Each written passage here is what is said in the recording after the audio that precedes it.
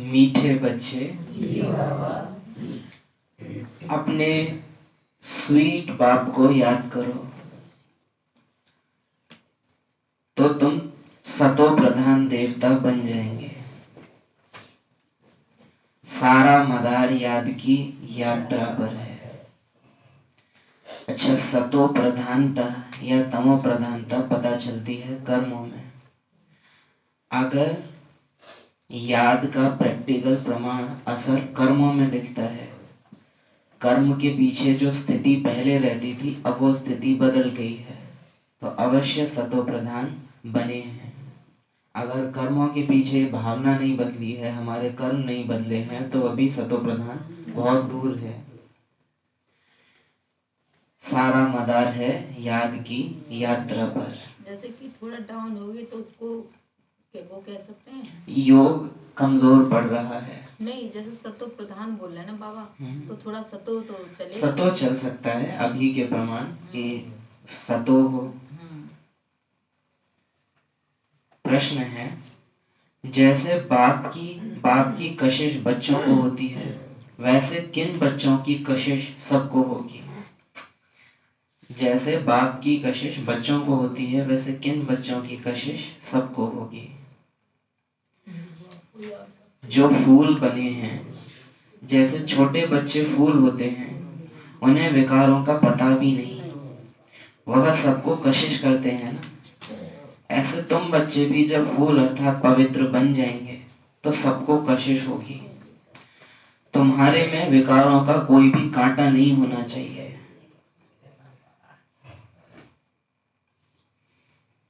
यानी कि जब सतो प्रधानता या सतो हमसे दिखेगा, तो जैसे बाबा की खींच सबको है, वैसे हमारी खींच भी सबको होगी, क्योंकि हमसे उन्हें बाबा की अनुभूति होगी। तो ऐसा नहीं है कि वो कोई हमको खींचेंगे, नहीं, वो बाबा की तरफ उनका आकर्षण होगा।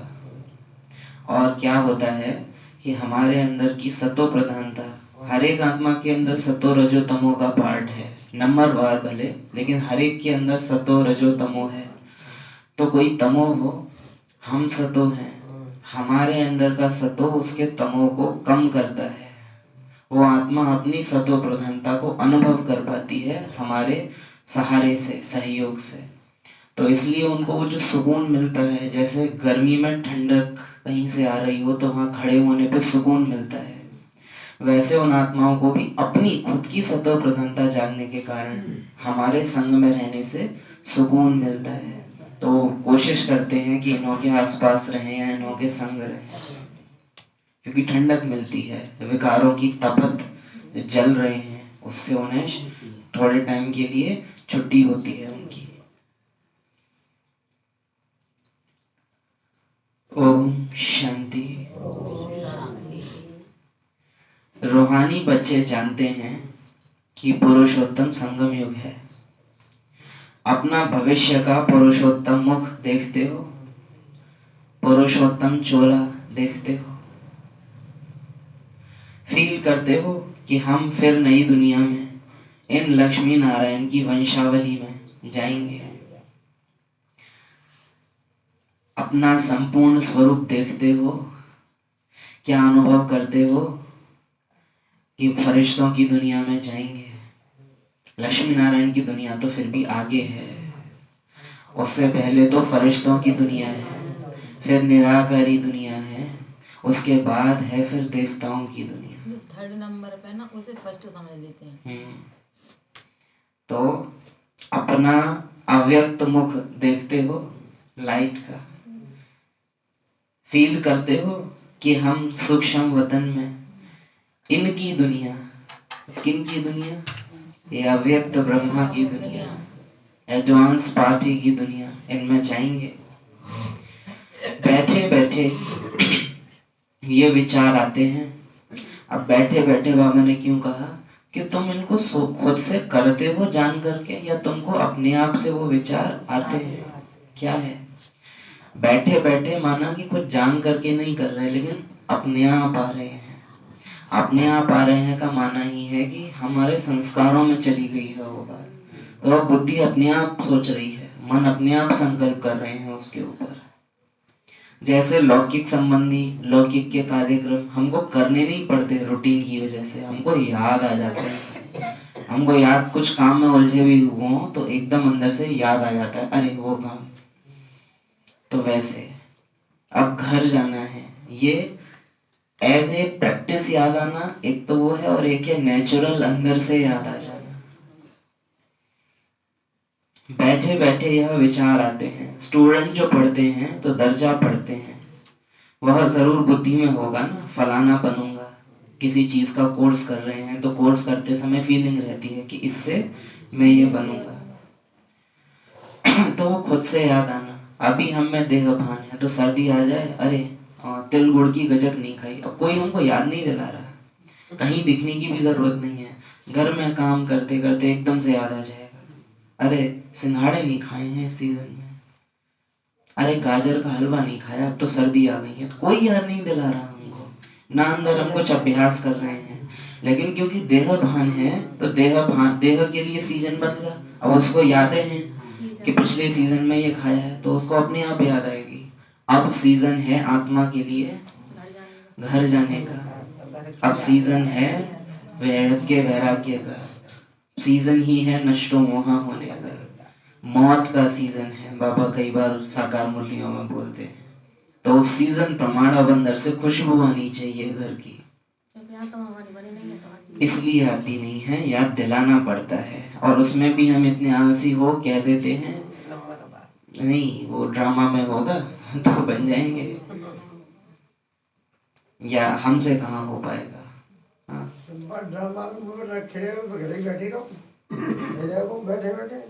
बैठे बैठे यह विचार आते हैं। स्टूडेंट जो पढ़ते हैं तो दर्जा पढ़ते हैं, वह जरूर बुद्धि में होगा ना, फलाना बनूंगा।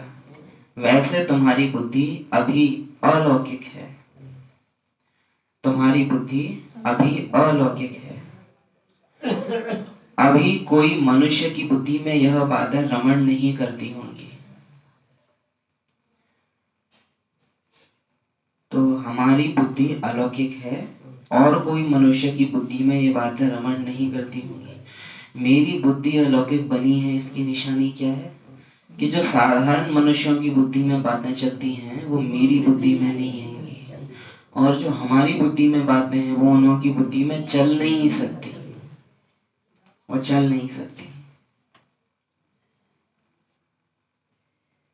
तुम बच्चों की बुद्धि में ये सब बातें हैं। अब यहाँ से परख होगी कि हम कितना हम ज्ञान में चले हैं या शरीर ज्ञान में चल रहे हैं। कि अगर वही बातें बुद्धि में चलती रहती हैं जो साधारण लोग भी सोचते रहते हैं तो फिर नहीं चल रहे। अब कई बार हम ना ये भी बोल देते हैं कि अरे जिम्मेवारी है, रोटी कपड़ा मकान देखना पड़ता है। तो क्या 24 घंटे में यही सोचते रहते हो, या कोई फालतू बातें भी आती हैं? खूब आती हैं, जिनसे मेरा कोई लेना देना नहीं, वो बातें भी आती हैं और बड़े रुचि से आती हैं। तुम बच्चों की बुद्धि में ये सब बातें हैं, ये कोई कॉमन सत्संग नहीं, ये कोई ये अच्छी बातें चल रही हैं, चलो सुनिए आए बैठ के, कम तो जानो ये उम्र है गई, ये वो नहीं है। यहाँ बैठे हो, समझते हो सत बाबा जिसको शिव कहा जाता है उनके संग में बैठे हैं। शिव बाबा ही रचता है, वही रचना के आदि मध्य अंत को जानते हैं और ये नॉलेज देते हैं। जैसे कल की बात सुनाते हैं, यहाँ बैठे हो तो ये याद होगा ना कि हम आए हैं परिवर्तन होने, अर्थात यह शरीर बदल देवता शरीर लेने। आत्मा कहती है हमारा यह तमो प्रधान पुराना शरीर है, इसे बदल कर ऐसा लक्ष्मी नारायण बनने का है। पढ़ाने वाला टीचर जरूर पढ़ने वाले स्टूडेंट से होशियार होगा ना, पढ़ाने वाला टीचर जरूर पढ़ने वाले स्टूडेंट से होशियार होगा ना। पढ़ाते हैं, अच्छे कर्म सिखलाते हैं तो जरूर ऊंच होगा ना। तुम्हारा सारा दिन यही ख्यालात चलता होगा कि हम आत्मा हैं, नहीं चलता है। तुम्हारा सारा दिन ये ख्यालात चलता होगा कि हम आत्मा है, नहीं चलता है। बाबा इसमें इशारा दे रहे हैं कि चलाना चाहिए, नहीं तो तुम मेरे से पढ़ते नहीं हो। मेरे से पढ़ने की निशानी है कि दिन में बार बार वो आत्मा की स्मृति अंदर से आना। अन्यथा बार बार कहते हैं और कहते रहेंगे कि इतनी मुरलियां सुनना, मधुबन जाना, सेंटर आना, सब वेस्ट जा रहा है। अगर मुझे दिन में याद नहीं आता है, कार्य करते हुए याद नहीं आता है कि मैं आत्मा हूँ, खेल पूरा हुआ, अब घर जाना है, इसी के लिए हम यहाँ आते हैं। ये वही वाली बात है कि राशन कार्ड बनवाया, पैसे भी दिए, फिर टाइम खर्च करके जाते भी हैं राशन लेने, लेकिन खाली बोला लेके आ जाते हैं। वही मतलब हुआ। यहाँ पर वो चीज हम कर देते हैं। हमारी आत्मा जो बहुत पतित थी, सो अब पावन बनने के लिए पावन बाप को याद करती है। याद का अर्थ भी समझना है। आत्मा याद करती है अपने मीठे बाप को। सारा मदार याद की यात्रा पर है। बाप जरूर पूछेंगे ना, बच्चे कितना समय याद करते हो? अभी कुछ दिन पहले तो लगातार चेकिंग, अटेंशन, कितना समय याद रहती है। तुम खुद समझते हो यह यात्रा नहीं परंतु जैसे कि लड़ाई है। इसमें विघ्न बहुत पड़ते हैं। याद की यात्रा में रहने में ही माया विघ्न डालती है,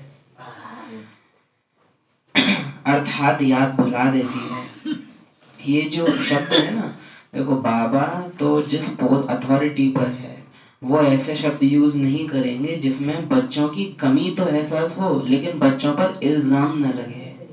क्योंकि बाबा ने बात हमें समझाई है कि अगर उसने हम पे इल्जाम लगाया तो कोई हमें बाइज्जत बरी कर नहीं पाएगा। इसलिए बाबा की भाषा कैसी होती है? माया तुमको गिरा देती है, तुम भूल जाते हो, माया भुला देती है। रावण ने तुमको गिराया ताकि बच्चों पर इल्जाम न लगे। लेकिन अगर माता पिता इतनी रिगार्ड रख रहे हैं तो बच्चों की खुद की जिम्मेवारी है कि वो समझ जाएं कि गलती हमारी ही है, बस माता पिता हमारी लाज रख रहे हैं अपनी नजरों में। लौकिक का उदाहरण देते हैं बाबा, इसीलिए डायरेक्ट ना कह के बाबा, जैसे बाप मारेंगे पीटेंगे थोड़े ना, पर लौकिक में तो बाबा उदाहरण देता है। क्यों? वो टीचर तो हंटर उठा लेते हैं, वो टीचर तो हंटर उठा लेते हैं। वो बाबा हमारी रिगार्ड रखता है इतनी कि मैंने भी अगर इनको ऐसे कर दिया तो फिर उनको प्यार कौन करेगा। लेकिन उसका हम गलत फायदा ना उठाएं। जैसे बाबा ने यहाँ कहा, माया विघ्न डालती है, याद भुला देती है। नहीं, कोई भी चीज हमको भूलती है तो ऐसे नहीं होता कि कुछ था बुद्धि में, वो भूल गया, फिर बुद्धि एकदम खाली हो गई, फिर कुछ और याद आया। नहीं, किसी चीज को भुलाने के लिए किसी चीज को याद करना पड़ता है। एक जगह से ध्यान हटाना है तो दूसरी जगह लगाना पड़ेगा। तो अगर हमको बाबा की याद भूली है तो जरूर मुझ आत्मा ने किसी और चीज को याद किया है, ना कि ये कि माया ने भुला दी। कोई बुद्धि खाली तो रह नहीं सकती, ये तो बाबा असंभव कहते हैं जब तक कर्मातीत हो नहीं जाते। तो बाबा की याद भुलाने के लिए जरूर मैंने कुछ लौकिक, कुछ पतित याद किया होगा, तभी बाबा की याद भूली है। और हाँ, लौकिक की याद अलौकिक को बर्दाश्त नहीं कर पाती, पर अलौकिक के साथ लौकिक के काम बड़े फर्स्ट क्लास होते हैं। समझा? रावण अयोध्या को नहीं संभाल सकता पर राम लंका को चला सकते हैं। समझा? कौरवों से बेहतर हस्तिनापुर को पांडव चला सकते हैं, पर कौरव इंद्रप्रस्थ को चला नहीं सकते। ये बिल्कुल ऐसी बात है। तो बाबा की याद में रहते हुए लौकिक के काम बड़े फर्स्ट क्लास होते हैं, पर बाबा की याद में रहते हुए लौकिक की बातें आप नहीं कर सकते, वो रह ही नहीं पाती हैं। बाबा लौकिक अलौकिक दोनों को संभालना सिखा सकता है, पर रावण अलौकिक को भुलाएगा, वो वहां से आपको नीचे गिराएगा। और गिराएगा क्या? हम खुद गिरेंगे। हमें जरा से भी कोई बात आया तो उसका कारण क्या है कि हम क्यों करते हैं जानबूझ करके बाबा को बुलाना? क्योंकि लौकिक में कुछ चीजें हैं जो हमने पकड़ी हुई हैं, हमें मालूम है कि वो मुझे छोड़नी पड़ेंगी। जैसे कई आत्माएं सिर्फ इसलिए मधुबन नहीं जाती हैं क्योंकि उन्हें पता है कि वहां जाएंगे तो पवित्र रहना पड़ेगा, तो उनकी बहुत दिल है, लेकिन वो इसलिए नहीं जाते क्योंकि सुधरना पड़ेगा। उसी तरह से आत्मा ने उस पतित विकारी दुनिया में कुछ ऐसी आदतें, कुछ ऐसी इच्छाएं बना रखी हैं जिस कारण वो चाहती तो है सुधरना। हो सकता है कई बार परिवर्तन होते होते काफी वो संस्कार खत्म होने को आता है, लेकिन जहां वो क्षण आता है कि ये संस्कार अब गया, वहीं वो इच्छा अंदर से फुल फोर्स लगाती है कि अगर आत्मा ने ये मर्यादा क्रॉस करी, विकारी मर्यादा, तो मैं तो खत्म हो जाऊंगी। तो वो लास्ट पुश देती है, सोच ले, इसके आगे कदम बढ़ाया तो ये मैं गई। और आत्मा नहीं, वो थोड़ा सा कर लेती है उस बात को, थोड़ा सा कुछ खा लिया, थोड़ा सा कुछ देख लिया, थोड़ा सा सोच लिया, बस उसको ताकत मिल गई। एक हफ्ते से सोच नहीं रहे थे तो वो संस्कार डेड होता जा रहा था, होता जा रहा था। बाबा को रोज याद कर रहे, उस पुरानी संस्कार को याद कर नहीं रहे। जब खत्म होने पे आया, जरा सा उसको देख लिया, जान पड़ गई। एक हफ्ते में जो वो पेड़ सूखा था उसको फिर से पानी मिल गया, अब वो फिर जाग जाती है। फिर बाबा हम तो गिर गए, गिरे नहीं हो, गिराया है तुमने खुद। तो याद की यात्रा में रहने से माया विघ्न डालती है, अर्थात याद भुला देती है। नंबर 1 तूफान है देह अभिमान का। नंबर 1 तूफान किसका? फिर है काम क्रोध लोभ मोह अहंकार। आज काम का तूफान, कल क्रोध का तूफान, लोभ का तूफान आया। आज हमारी अवस्था अच्छी रही, कोई भी तूफान नहीं आया। याद की यात्रा में सारा दिन रहे। ये भी एक बार कहा था ना, याद होगा, कि चेक करो कि दिन में कितने विकार हैं जो मेरे अंदर जागते हैं। कई बार हम पाएंगे कि पांचों विकार सूक्ष्म रूप से जाग रहे हैं। कहीं थोड़ा सा लोभ भी आ रहा है, कहीं थोड़ा सा मोह भी आ रहा है, कहीं कहीं अहंकार भी दिख रहा है। कोई कुर्सी पे बैठ गया, मुझे नहीं मिली, तो वो थोड़ा सा वो भी हो गया। तो समझो आज भोग मिलेगा, तो आप बहुत टाइम से बगल में खड़े हैं, हाथ यूं करके, आपको नहीं देवे कोई, और जो देने वाले पार्ट हैं वो दूसरों को देते जाएं, तो अंदर क्या संकल्प आएगा? अब या तो ये भी हो सकता है कि ड्रामा, या हो सकता है बाबा, या हो सकता है उस आत्मा को भी और ही अलौकिक दृष्टि देने लगे। लेकिन हमारे संकल्प एक देते खड़े, हमें दे दो, या तो उनको छू देंगे। तो वो हम जितना अपने को समझते हैं कि नहीं अब तो विकार आते नहीं, सूक्ष्म रूप में पांचों विकार। क्योंकि जैसे बाबा ने बोला है 24 घंटे में एक भी बार अगर मुझे आत्माभिमानी स्थिति इमर्ज नहीं हुई तो आत्मा फिर प्रॉपर पुरानी दुनिया में चली जाएगी। जैसे कई बार कहते हैं ना, इंजन दिन में एक बार चल जाना चाहिए, नहीं चला तो जाम पड़ जाएगा। सिलाई मशीन के लिए कहते हैं कि कुछ भी नहीं है तो खाली चला लो, लेकिन बंद नहीं पड़नी चाहिए। 24 घंटे के चक्कर में एक बार अगर मुझे आत्माभिमानी स्थिति इमर्ज मैंने नहीं की तो मेरा गिरना, बाबा का बनने के बावजूद भी मेरा गिरना तय है, उससे मुझे कोई बचा नहीं सकता। ठीक वैसे ही रावण को भी अगर जिंदा रहना है तो 24 घंटे में, बोलो बोलो, एक ना एक बार उसे ट्रायल करनी होगी। और ट्रायल मानना जहां पूरा वो वश में कर ले, जहां बाबा 0 हो और वो 100 हो। आत्माभिमानी होने का मतलब है रावण का 0 हो जाना, बाबा का 100 हो जाना। वो एक बार होता है, ब्राह्मण जिंदा रहेगा, नहीं तो ब्राह्मण मर जाएगा। जो बाबा बोलते हैं मर गए हो या मरते रहते हो। ठीक वैसे 5 विकारों को भी अगर जिंदा रहना है तो 24 घंटे में काम क्रोध लोभ मोह अहंकार चाहे सूक्ष्म रूप से आए, प्रत्यक्ष में ना आए, लेकिन एक ना एक बार उनको आना ही होगा। देह उनकी बाट निहारे, आना ही होगा उन्हें अगर जिंदा रहना है तो, नहीं तो संस्कार डेड हो जाएगा। तो ये देखना है कि सूक्ष्म में पांचों विकार हमारे में आते हैं और किन किन रास्तों से आते हैं। नंबर 1 तूफान है देह अभिमान का। आएंगे, आते क्यों हैं, उन्हें ऐसा क्यों लगता है कि वो आ सकते हैं? क्योंकि वो देखते हैं आत्मा सीट पर सेट नहीं है, देह भान उसको है। पहले अभी कहा था, शीशे में अपनी शक्ल भी देखो तो भी अव्यक्त शरीर को देखो, व्यक्त को ना देखो। खुद को शीशे में निहार भी रहे हो तो भी मेरी खुद की ही शक्ल में मेरी नजर कहाँ जानी चाहिए? भ्रकुटी में। आज हमारी अवस्था अच्छी रही, कोई भी तूफान नहीं आया। याद की यात्रा में सारा दिन रहे, बड़ी खुशी थी, बाबा को बहुत याद किया। याद में प्रेम के आंसू बहते रहते हैं। बाप की याद में रहने से तो मीठे बन जाएंगे। लौकिक में देखा जाता है जिन पशुओं को बलि देनी हो उन पशुओं को आजाद भी छोड़ते हैं, खिलाते पिलाते भी हैं, उनका ध्यान भी रखते हैं। वैसे ही कोई को बंधन में रखना हो, गाय मुर्गी वगैरह, तो इनको पूरे हफ्ते बंद रखेंगे, एक दिन के लिए थोड़ा छोड़ भी देते हैं। गाय को पूरा दिन बांध के रखेंगे लेकिन दोपहर में थोड़ी देर के लिए खुला छोड़ देते हैं, जो उसको ऐसा लगे कि वो आजाद है। वो आजाद है नहीं, बाड़ा है, लेकिन उसको ऐसा लगे।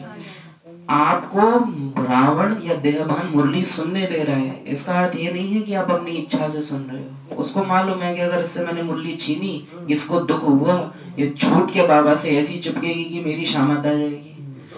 तो बड़ा हिसाब चलता है कि इसको मैं मुरली तो सुनने दूं लेकिन अभ्यास ना करने दूं। इसको मैं बाबा का गीत तो सुनने दूं लेकिन अनुभव नहीं करने दूंगा। इसको मैं योग में बैठने तो दूंगा पर शरीर से न्यारा नहीं होने दूंगा। तो इसको ये लगे कि ये ज्ञान में चल रहा है पर वास्तव में ये कभी ज्ञान में चल ना पाए। ये तरीका होता है। हम सालों ज्ञान में चलते रहते हैं और वास्तव में परिवर्तन नहीं आते हैं क्योंकि हमें भ्रम रहता है कि हम ज्ञान में चल रहे हैं। बड़ा ध्यान, बड़ा अटेंशन। याद की यात्रा में सारा दिन रहे, बड़ी खुशी थी, बाबा को बहुत याद किया। याद में प्रेम के आंसू बहते रहते हैं। फिर बाबा वो बताते हैं खून से भी जिनके लेटर लिखे थे आज वो गायब। कल परसों की मुरली में था, खूब क्लास कराने वाले, भोग लगाने वाले आज थे नहीं। दूसरों को समझाते थे बड़े बड़े महारथी आज चले गए। बाप की याद में रहने से तुम मीठे बन जाएंगे। तुम बच्चे यह भी समझते हो कि हम माया से हार खाते खाते कहां तक आकर पहुंचे हैं। बच्चे हिसाब निकालते हैं, हम माया से हार खाते खाते संगम युग के अंत में, अंत के भी अंत में आकर पहुंचे हैं।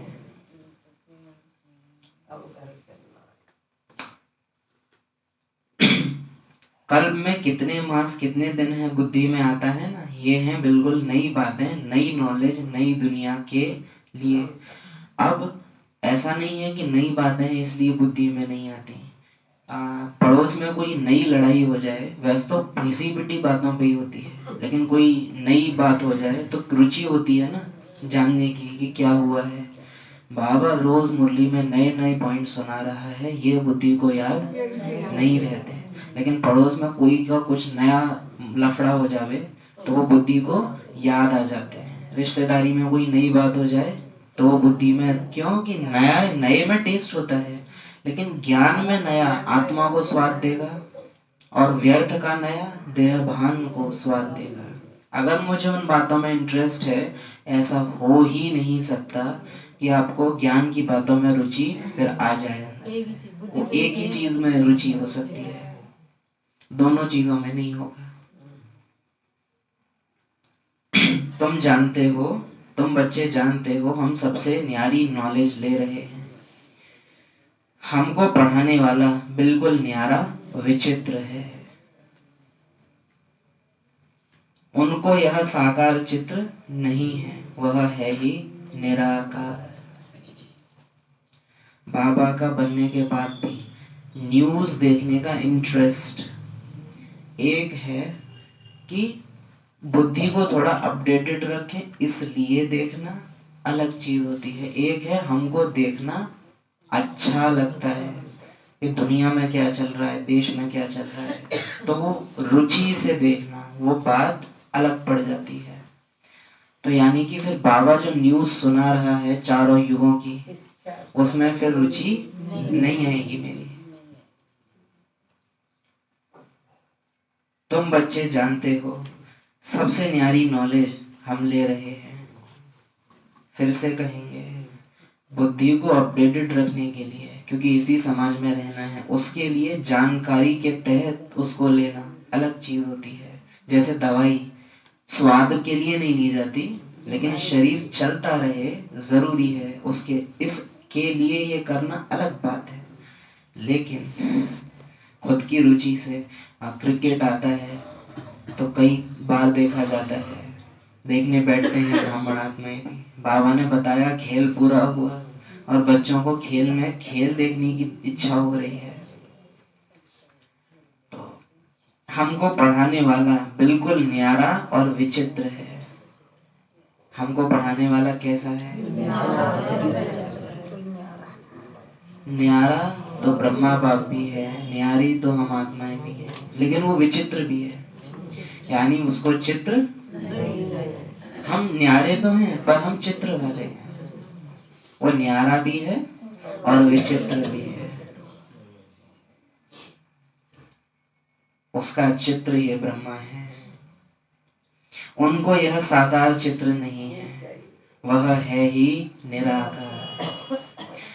एक सेकंड में फुल स्टॉप बुद्धि को देकर अटेंशन में आएंगे।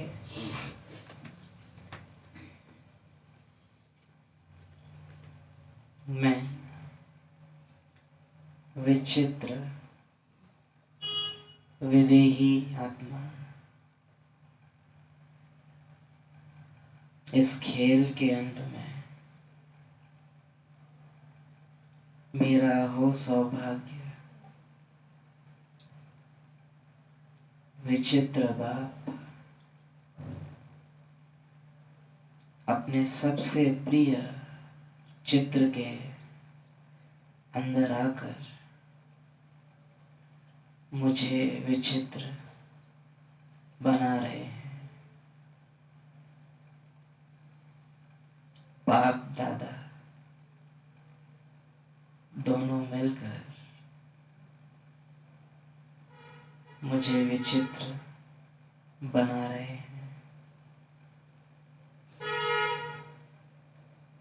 विचित्र माना देह, देह के संबंध, देह के पदार्थ, इन सब से न्यारी मैं विचित्र आत्मा।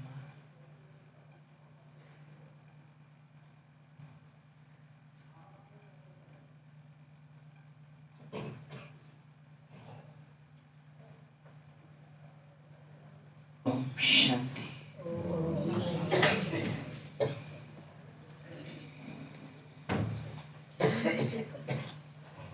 हमको पढ़ाने वाला बिल्कुल न्यारा विचित्र है, उनको ये साकार चित्र नहीं है, वह है ही निराकार।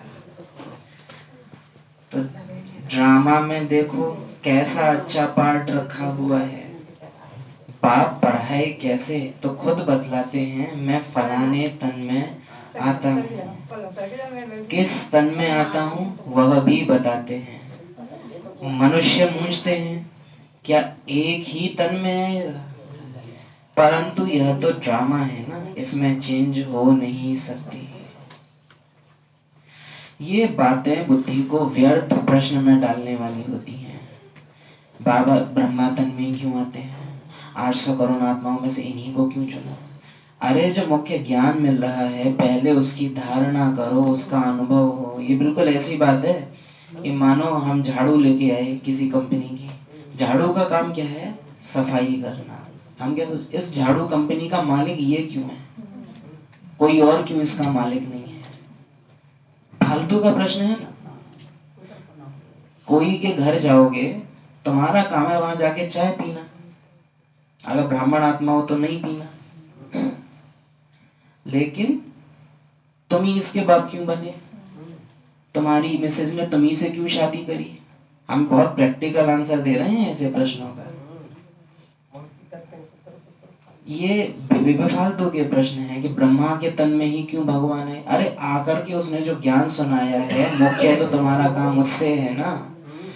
भगवान इसी के तन क्यों, जलन है तुम्हें, तुम्हारे तन में आता नहीं? नहीं, पर इतने लोग हैं, या तो तुम अपनी बात करो, कोई और फालतू की बुद्धि। यूँ कहते हैं बूढ़ियों की जब अरे अभी कर लो, अभी कर लो, जो ना करो कर लो। ड्रामा में देखो कैसा अच्छा पार्ट रखा हुआ है। बाप पढ़ाए कैसे तो खुद बतलाते हैं, मैं फलाने तन में आता हूँ, किस तन में आता हूँ वह भी बताते हैं। मनुष्य पूछते हैं क्या एक ही तन में आएगा, परंतु यह तो ड्रामा है ना। वही है ना कि भक्ति में वो समझा ही नहीं है कभी। ज्ञान में आत्मा परमात्मा का ज्ञान उतना नया नहीं है, ड्रामा एकदम नई चीज होती है जो ज्ञानियों को भी समझ में नहीं आती। इसलिए हम बच्चों को बोलते भी हैं बाबा के, हम सब बच्चों को ये ध्यान रखना है कि ड्रामा शब्द उनके सामने यूज ना करके हम नियति कहें तो ज्यादा अच्छा है, क्योंकि नियति को वो समझते हैं, ड्रामा थोड़ा उनको पल्ले कम पड़ता है। हम ही को नहीं पड़ता, उनको तो तब पड़े। इसमें चेंज हो नहीं सकती, यह बातें तुम ही सुनते हो और धारण करते हो और सुनाते हो। तो पहले बाबा ने बोला सुनते हो, फिर कहा धारण करते हो, फिर कहा सुनाते हो। बिना धारण किए सुनाया तो ऐसी ठगी यहाँ चल ना सके। याद है कुछ दिन पहले कैसे हमको शिव बाबा पढ़ाते हैं, हम फिर और आत्माओं को पढ़ाते हैं। पढ़ती आत्मा है, आत्मा ही सीखती है, सिखलाती है। आत्मा मोस्ट वैल्यूएबल है, आत्मा अविनाशी अमर है, आत्मा मोस्ट वैल्यूएबल है। देखो यहाँ अपनी देह भान की चेकिंग किया करो। अगर अभी कोई नाम लेके बात करने लग जाए ना, फॉर एग्जाम्पल कि ये पार्ट का नाम ले, आपके पार्ट का नाम ले कि अरे ये तो बड़ी अच्छी वो चीज बनाते हैं, तो एकदम अंदर क्या होने लगता है, गुदगुदी हो जाती है। एक्यूरेट वर्ड बोला है, एकदम गुदगुदी हो जाती है। ध्यान, अभी बाबा ने मुरली में बोला कौन मोस्ट वैल्यूएबल है, किसकी बात हो रही है, मेरी बात हो रही है। कोई रिएक्शन नहीं आता, सुन लेते हैं बस। अरे गुदगुदी क्यों नहीं होती, किसकी तारीफ हो रही है, मेरी। अभी देह नाम रूप की कोई तारीफ करे तो हम चेहरा देखते हैं, क्यों अंदर से आपको ओ मोस्ट वैल्यूएबल कौन, मैं आत्मा, ये मेरी बात हो रही है। ऐसी बाबा के लिए, बाबा की जब बात आए जैसे कल बाबा कह रहे, लेकिन लौकिक के लिए बात करो। आत्मा मोस्ट वैल्यूएबल है, आत्मा अविनाशी अमर है। कौन आत्मा, मैं आत्मा, मेरा विनाश होता ही नहीं है, अमर है, सिर्फ शरीर खत्म होता है।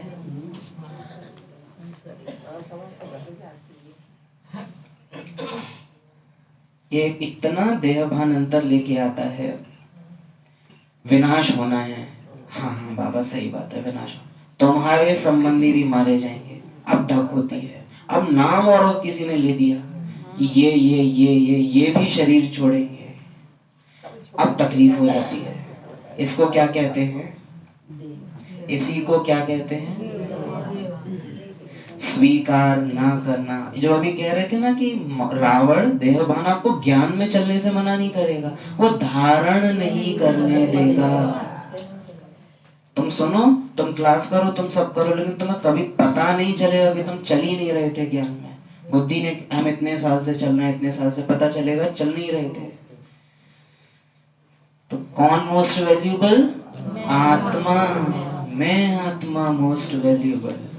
मैं आत्मा अविनाशी अमर, सिर्फ शरीर खत्म होता है। हम आत्माएं अपने परम पिता परमात्मा से नॉलेज ले रही हैं। आत्मा, दूसरे पेज पर आवे, आत्मा अविनाशी है, मोह भी रखना चाहिए अविनाशी चीज में, न कि विनाशी चीज में। अब परसेंटेज चेक कीजिएगा अपने देहपान की। अगर अभी कोई इस नाम रूप का कुछ प्रशंसा करे या कुछ निंदा करे, हमारे शरीर में ऐसे निंदा कर दी तो क्रोध की लहर, बीपी हाई, एकदम एकदम तुरंत उस पे उसकी बात होते ही कैसे जागता है देवभान। और आत्मा के बारे में 4 पेज हम सुनते हैं 1 घंटा, कोई रिएक्शन ही नहीं आ रहा अंदर से, गुदगुदी ही नहीं हो रही। अरे क्या मुरली सुन रहे हैं फिर हम, अगर हमको रस ही ना आवे तो? सर्दी वर्दी है क्या जो टेस्ट नहीं आ रहा है, या जीभ जल गई है? जैसे सांस ना आवे ठीक से तो टेस्ट नहीं आता खाने का। आत्मा अभ्यास ना करे ना आत्माभिमानी होने का, तो मुरली का भी फिर टेस्ट नहीं आता। और जिसको मुरली में टेस्ट ना आवे, बाबा को ऐसे बच्चे में टेस्ट नहीं आता। मोह भी रखना चाहिए अविनाशी चीज में। अब अविनाशी कितनी चीजें हैं? मैं आत्मा अविनाशी, मेरा बाबा अविनाशी, मेरा घर अविनाशी, और ये ड्रामा अविनाशी। लेकिन ड्रामा में जो चीजें हैं वो सब विनाशी है। ड्रामा अविनाशी। तो मोह किस में रखना चाहिए? अविनाशी चीज में। यही आज का अभ्यास है मुख्य, कि लौकिक के साथ रहो लेकिन प्यार किससे करो? उन अविनाशी आत्माओं से। मुझे मेरे बेटे, मेरी युगल से प्यार नहीं करना है, मुझे मेरे आत्मा भाई से प्यार करना है, जो ड्रामा में मुझे वही बोलेगी जो लौकिक संबंध है। हम भी उनसे वही कह के बात करेंगे जो लौकिक संबंध है, लेकिन मेरा प्यार किससे है? आत्मा से। प्यार, मोह किस में रखो?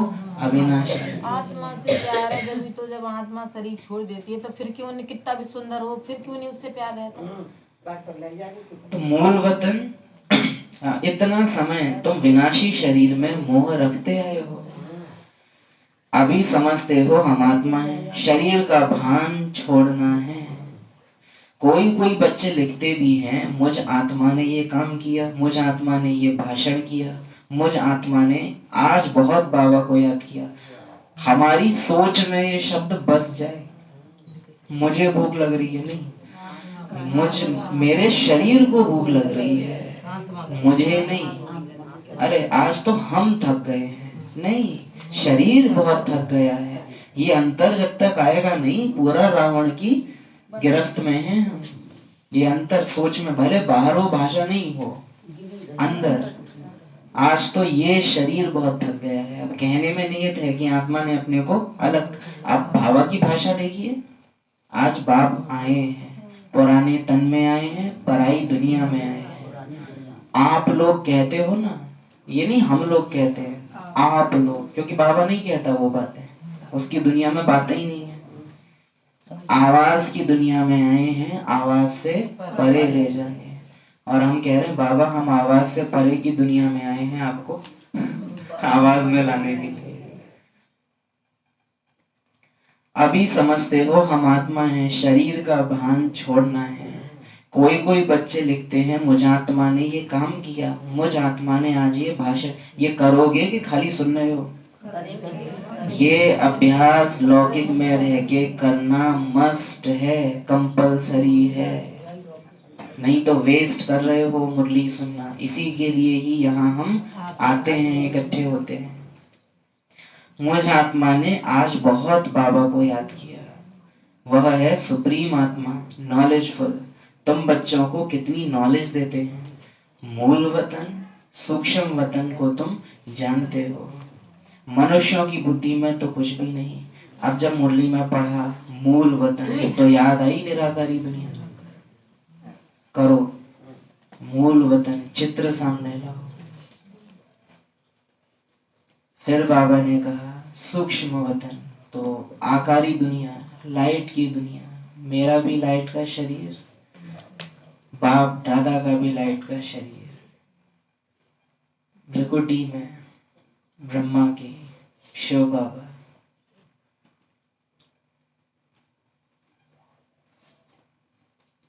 अच्छा, क्योंकि ये करना आवश्यक क्यों है? अभी लौकिक की कुछ बातें हो, जैसे कहा आम तो बुद्धि में चित्र आता है, लेकिन बाबा बोलता है मूल वतन हम याद नहीं करते, बड़ी दुष्ट बुद्धि है, याद नहीं करती है। मूल वतन सूक्ष्म वतन को तुम जानते हो, मनुष्यों की बुद्धि में तो कुछ भी नहीं। बाबा ने आज बोला तुम्हारी बुद्धि में वो हो जो किसी की बुद्धि में नहीं है, और अगर मुझे तुम्हारी बुद्धि में वो देखा जो सबकी बुद्धि में है, तो मैं तुम्हारी बुद्धि में मेरी मुरली नहीं रहेगी फिर उस बुद्धि में जिस बुद्धि में दुनिया की बातें हों। तुम्हारी बुद्धि में है रचता, कौन है? तुम्हारी बुद्धि में है रचता, कौन है? रचता शिव बाबा। कितना नाज से बाबा ने बोला कौन है तुम्हारी बुद्धि में?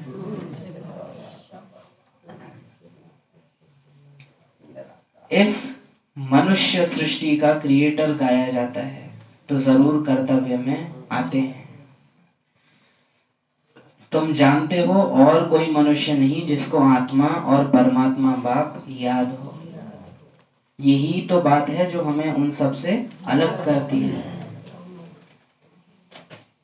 बाप ही नॉलेज देते हैं कि अपने को आत्मा समझो, तुम अपने को शरीर समझ उल्टे लटक पड़े हो। आत्मा सत्य चित्त आनंद स्वरूप है, आत्मा की सबसे जास्ती महिमा है। आत्मा कैसी है? सत्य है,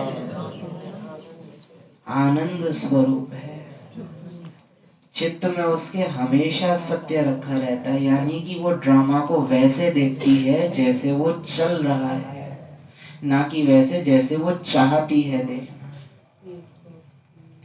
सत्य चित्त आनंद स्वरूप है, आत्मा की सबसे जास्ती महिमा है। एक बाप के आत्मा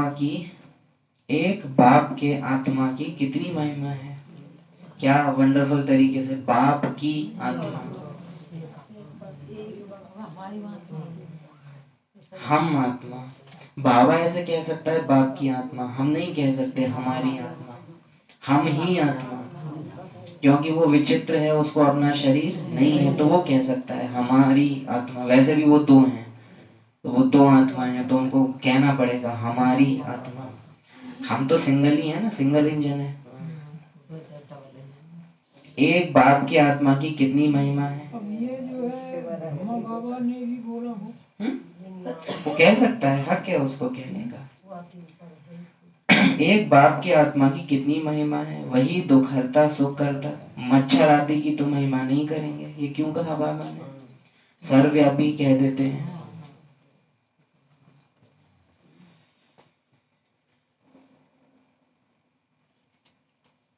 नीचे अंडरलाइन पे आए, कर्म विकर्म को कुछ नहीं जानते, सिर्फ अपने को ही जानते हैं। वह फूल हैं, इसीलिए सबको कशिश करते हैं। कौन? छोटे बच्चे। लेकिन वो ड्रामा अनुसार कर्मातीत अवस्था में है, कोई पुरुषार्थ नहीं है। जहाँ वो जैसे जैसे बड़े होते जाते हैं उनके बंधन बनते जाते हैं, और जैसे कि अब कहते हैं अब तो बच्चे होते ही नहीं हैं, वो हुआ करते थे, अब वो मासूमियत बच्चों के अंदर नहीं रही है। और फिर दूसरा वो फोन जो बचपन से ही उनको आ जाता है, उसके बाद वो जो मासूमियत है वो बहुत जल्दी चली जाती है। जितना छोटा बच्चा उतना नंबर 1 फूल, बिल्कुल ही जैसे कर्मातीत अवस्था है। कर्म विकर्म को कुछ भी जानते नहीं, सिर्फ अपने को ही जानते हैं। वह फूल है, इसलिए सबको कशिश करते हैं। आपको आत्माभिमानी स्थिति देखनी हो तो बच्चे को कभी ऑब्जर्व करना, वो अपने हाथ पैरों को भी देख रहे होते हैं। अपना पैर पकड़ के यूं देखेंगे क्या है ये, अपने हाथ को भी ऐसे सामने ला ला के यूं यूं करके वो देखता रहता है, क्योंकि उसको अजीब सी चीज लगती है उस समय वो, क्योंकि पीछे देह छूटी है, अब बीच में कुछ टाइम ऐसा बिताया है जहाँ देह और पुरानी यादें उसकी हटा रखी हैं मेजोरिटी, तो नए शरीर में आना उसके लिए एकदम नया नया अनुभव होता है। और ये चीज भी देखा है, जैसे ज्यादा भीड़ को देख के बच्चा रोता है। हाँ, तो वो जहाँ वो परायेपन की फीलिंग, परायेपन की फीलिंग उसको आती है कि कुछ अजीब है ये खिलौना जैसा। जैसे हम अगर नए कपड़े पहनते हैं तो हमको भी अजीब लगता है ना, बार बार उसको सेट करते रहते हैं। वो नया शरीर है, वो आदत नहीं है उसको, तो वैसे अरे ये क्या है ये।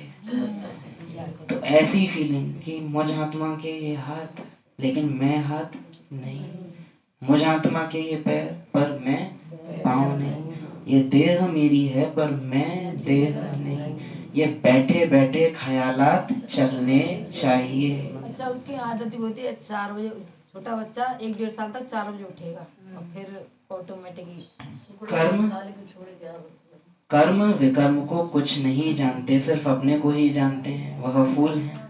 तुम्हारे में कई बहुत खराब कांटे भी हैं।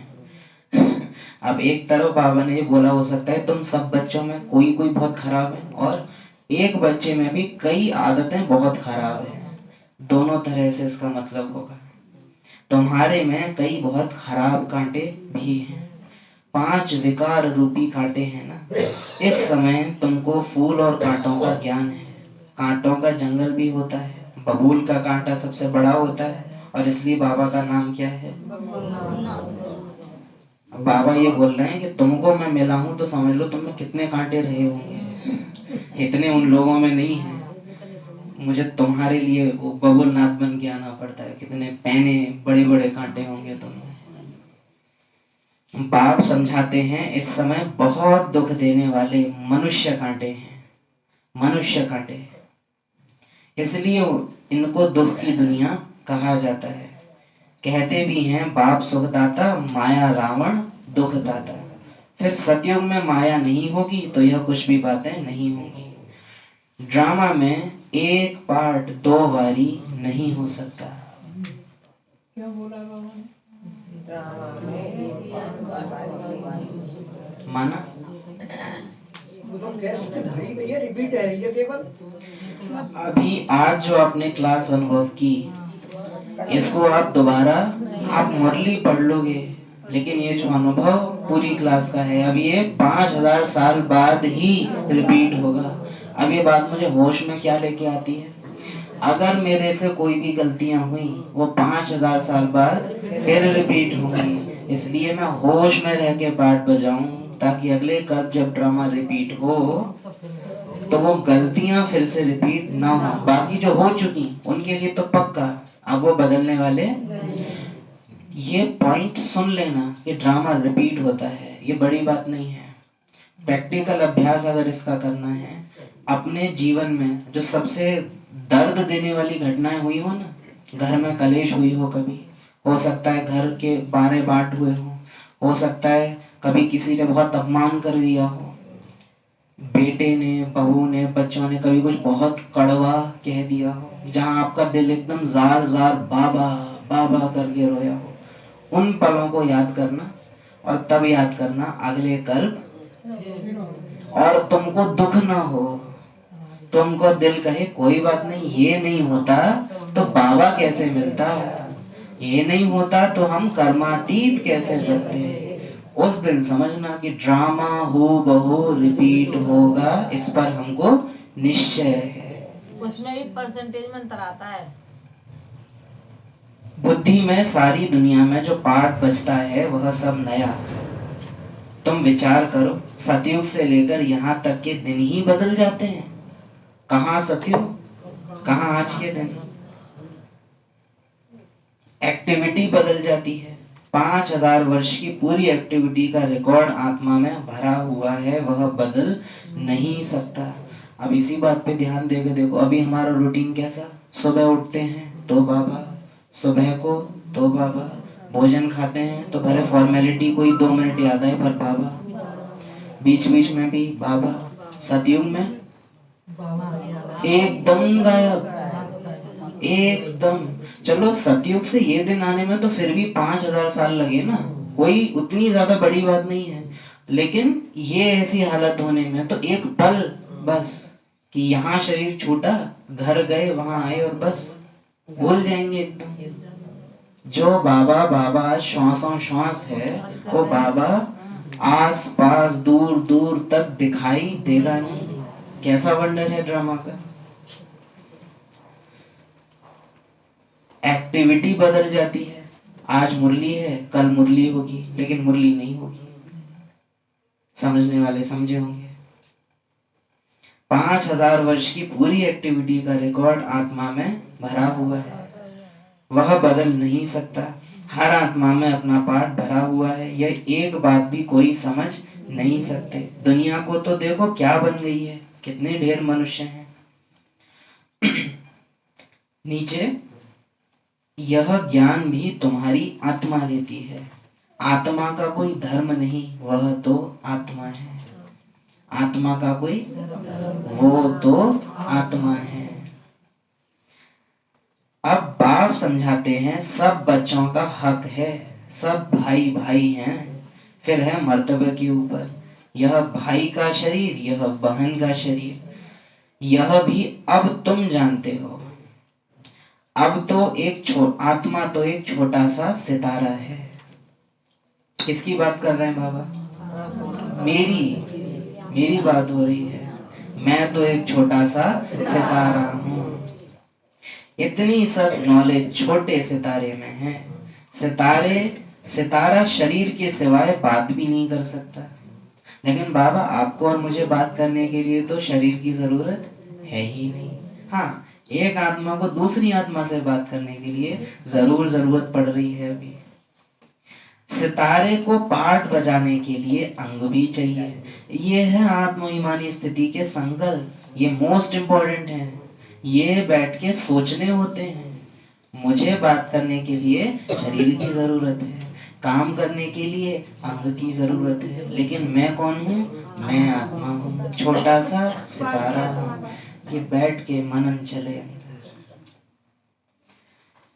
सितारों की दुनिया ही अलग है। फिर यहाँ आकर आत्मा शरीर धारण करती है। वह है आत्माओं का घर। आत्मा छोटी सी बिंदी, शरीर बड़ी चीज है। अब ये सारा मंथन क्या कर रहा है? आत्मा को शरीर से अलग कर रहा है।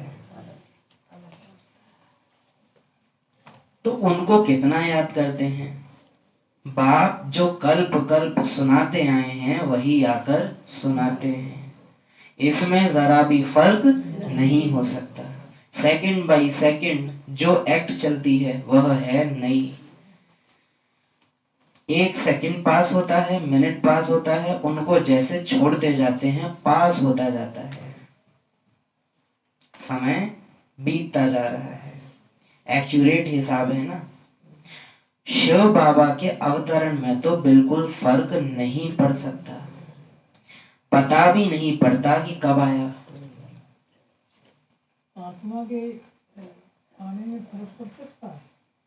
बाबा कह रहे हैं कि मेरा तो कतई नहीं पड़ेगा, तुम्हारा भी नहीं पड़ेगा, लेकिन मेरा तो और ही ज्यादा नहीं पड़ेगा। शिव बाबा के अवतरण में तो बिल्कुल ही फर्क नहीं पड़ सकता। पता भी नहीं पड़ता है कि कब आया। ऐसे भी नहीं साक्षात्कार हुआ तब आया, नहीं, अंदाजे से कह देते हैं कि अब आया या तब आया। बाकी ऐसे नहीं कि उस समय प्रवेश। और बाबा ने बोला है कि कभी पॉइंट करने की कोशिश मत करना कि उस दिन या उस समय या इतने बजे आए थे। वो कभी आया है, बस इतना। क्यों? वो अकाल मूर्त है, महाकाल है, समय से परे। उसका समय पकड़ने की कोशिश करना, उसका डिसरिगार्ड करना है। जैसे मानो शिवानी बहन आ रही हो सेंटर पे, तो आप ये नहीं कहोगे बहन जी 8 बजे का प्रोग्राम में टाइम देंगे, नहीं कहोगे। डिसरिगार्ड है। सोचो, वो भगवान है। बाबा कितने टाइम पे आए, कब पैदा भए? तो अजन्मा है वो, तो उनसे पूछ रहे हो कब आए थे। और वो जरूरी है। अगर वो आया, उसने ये बताया, तो वो कब जाएगा ये उसको बताना पड़ेगा। वो बंद जाएगा, क्योंकि वो दोनों तरफ देखता है। इसीलिए वो ना ये बताता कि मैं कब आया, और ना ये बताएगा कि मैं कब जाऊंगा। इशारा दे दिया है। सरप्राइज। तुम तैयारी करो कि कभी भी जाऊं तो तुम तैयार हो। बाबा अगर बता देंगे ना तो फिर बालक हो जाएंगे। अभी तो बाबा कहते हैं अचानक चलने पड़ते हैं। शिव बाबा के अवतरण में तो बिल्कुल फर्क नहीं पड़ सकता, पता भी नहीं पड़ता कि कब आया। ऐसे भी नहीं साक्षात्कार हुआ तब आया, नहीं अंदाजे से कह देते हैं। बाकी ऐसे नहीं कि उस समय प्रवेश हुआ। साक्षात्कार हुआ कि हम फलाना बनेंगे। अच्छा, मीठे मीठे सिकिलधे बच्चों प्रति बाप दादा का याद प्यार।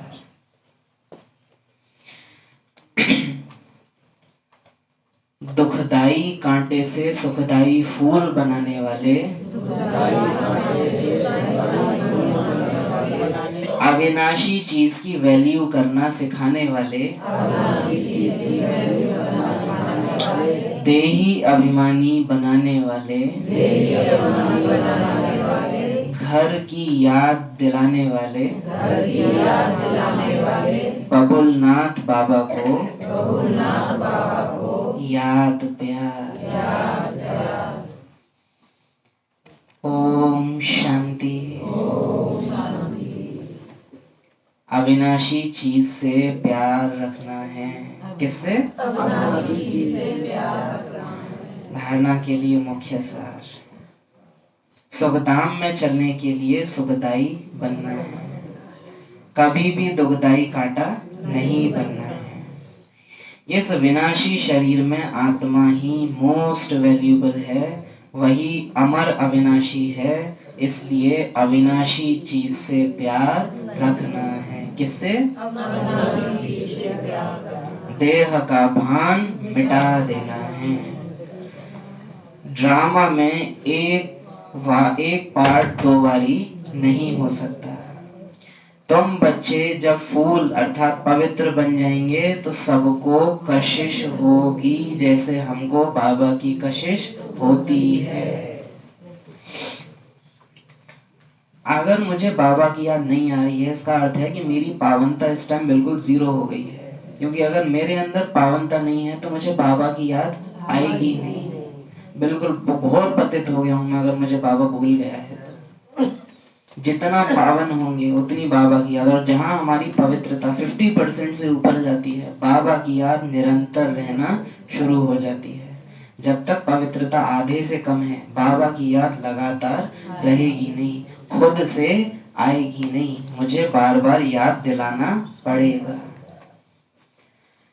वरदान।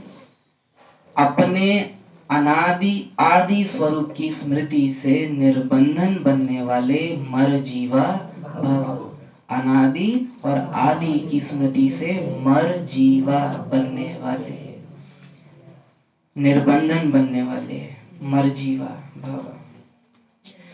जैसे बाप लोन लेता है बंधन में नहीं आता, लोन लेता है बंधन में नहीं आता, ऐसे आप मर्जीवा जन्म वाले बच्चे शरीर के संस्कारों के स्वभाव के बंधनों से मुक्त बनो। जब चाहें जैसे चाहें वैसे संस्कार अपने बना लो। जैसे बाप निर्बंधन है ऐसे निर्बंधन बनो। क्यों? बाबा क्यों निर्बंधन है? क्योंकि उसे पता है मैं आया हूं और हमें लगता है हम यहीं के हैं। ऐसे स्मृति को पक्का करो कि हम भी यहाँ आए हैं, ये मेरी दुनिया नहीं है। यूज सब करो, काम सब करो, लेकिन ये मेरी दुनिया नहीं है, हम यहाँ आए हैं। जैसे बाप निर्बंधन ऐसे निर्बंधन बनो। मूल वतन की स्थिति में स्थित होकर। कौन सी स्थिति? मूल वतन की स्थिति। घर। अपने अनादि आदि स्वरूप की स्मृति में रहो। अवतरित हुई आत्मा समझकर कर्म करो तो और भी आपको फॉलो करेंगे। अवतारों को फॉलो किया जाता है, अवतार बनो तो और भी फॉलो करेंगे। स्लोगन। याद की वृत्ति से वायुमंडल को पावरफुल बनाना यही मनसा सेवा है। कितना क्लियर आज बाबा ने किया है। याद की वृत्ति से वायुमंडल बनाना यही मनसा सेवा है। अव्यक्त इशारे, जब तक किसी भी प्रकार का लगाव है, चाहे वह संकल्प के रूप में हो, चाहे संबंध के रूप में, चाहे संपर्क के रूप में, चाहे अपनी कोई विशेषता की तरफ, लगाव की वैरायटी बता रहे हैं बाबा। कोई भी लगाव बंधन युक्त कर देगा और लगाव योग युक्त बनने, कोई भी लगाव बंधन युक्त कर देगा, वह लगाव अशरीरी बनने नहीं देगा और विश्व कल्याणकारी भी बना नहीं सकेगा। इसलिए पहले स्वयं लगाव मुक्त बनो। पहले यहाँ हम डेली क्यों आ रहे हैं?